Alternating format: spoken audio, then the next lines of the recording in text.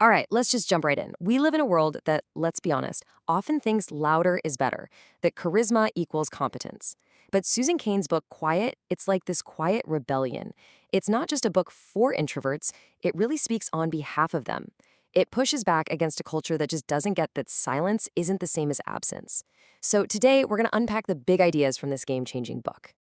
We're going to look at how our culture's values totally flipped, dig into the actual science of why we are the way we are, and talk about the surprising power of being alone. And then we'll see what this all means for our schools, our jobs, and even our relationships. It all leads up to what Cain calls a quiet revolution. So, you gotta wonder, how did we end up here? Well, Cain kicks things off by looking at this huge cultural shift, one that completely changed who we look up to and why. And the difference is, wow, it's pretty stark. Back in the 19th century, it was all about who you were on the inside, right? Your character, your integrity. But then the 20th century rolls around, and with it comes mass media, advertising. And suddenly the spotlight shifts to the outside.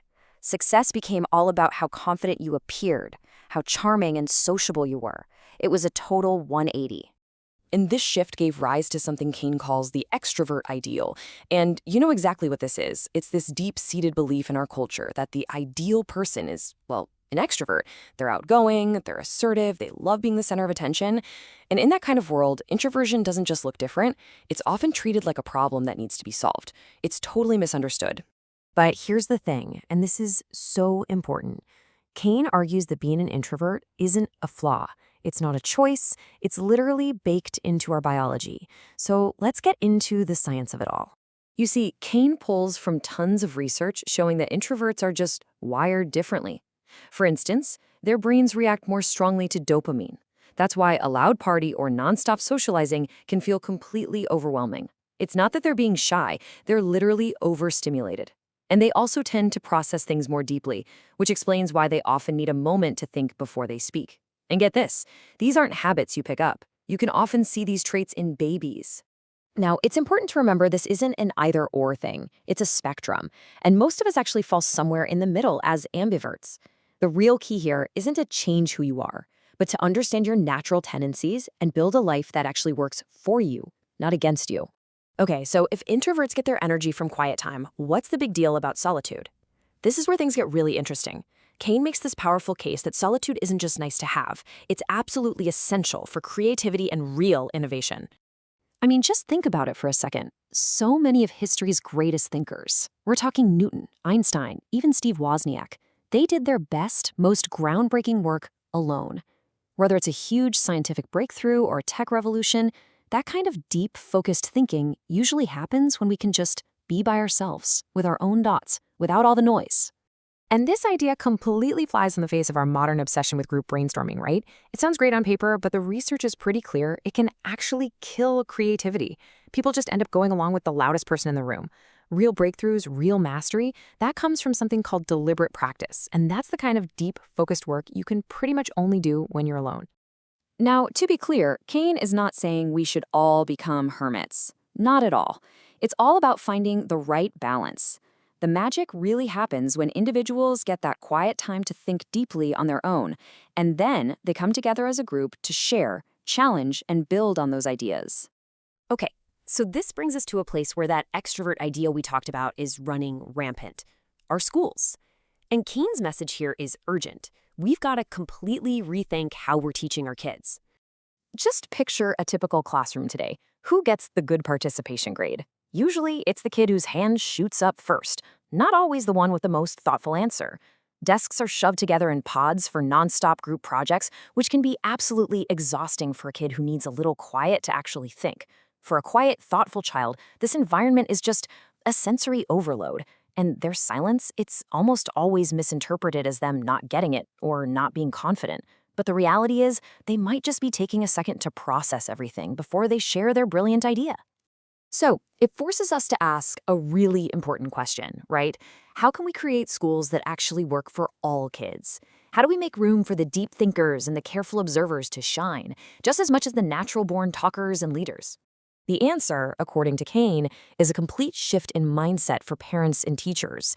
The goal shouldn't be to fix the quiet kid, to try and force them to be more outgoing. The goal should be to see their introversion for what it is, a superpower. It's about recognizing their amazing ability to focus deeply, to think critically, and to be incredibly creative, and then finding ways to actually nurture that in the classroom. And, this doesn't just stop at graduation. The same exact thing happens in the adult world, especially when it comes to leadership. We all have this mental image of a leader, right? And usually they're super outgoing, charismatic, extroverted. Well, Cain just blows that whole idea up. Because it turns out the research shows that introverted leaders can be unbelievably effective, particularly when they're leading proactive teams. And why is that? Well, for one, they actually listen more than they talk. They let the best ideas from their team rise to the top. They lead with real substance, not just flashy style. I mean, think about it. People like Rosa Parks or Gandhi, they weren't commanding rooms with loud speeches. They led with this powerful, unshakable, quiet conviction.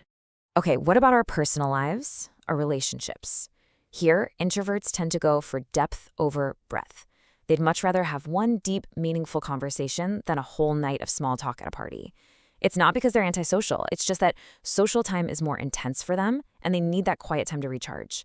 And the gifts they bring to a relationship, things like true presence, deep empathy, it's just a different kind of connection.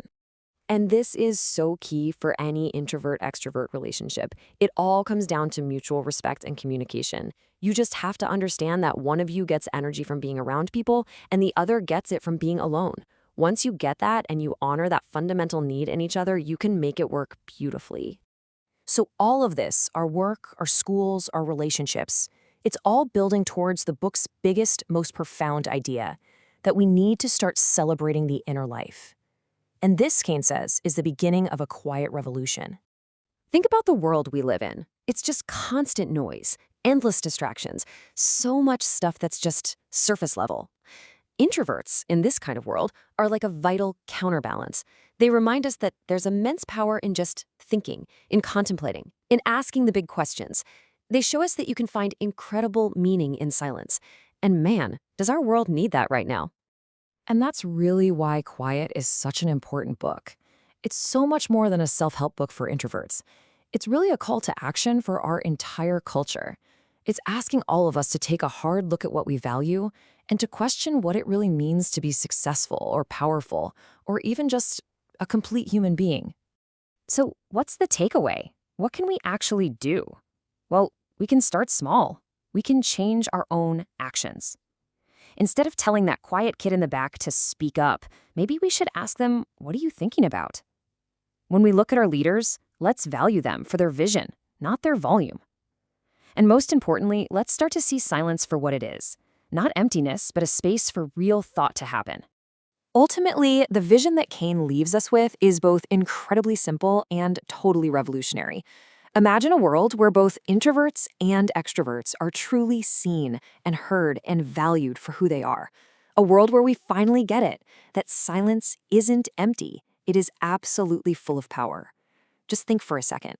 What would our world look like if we all truly believed that?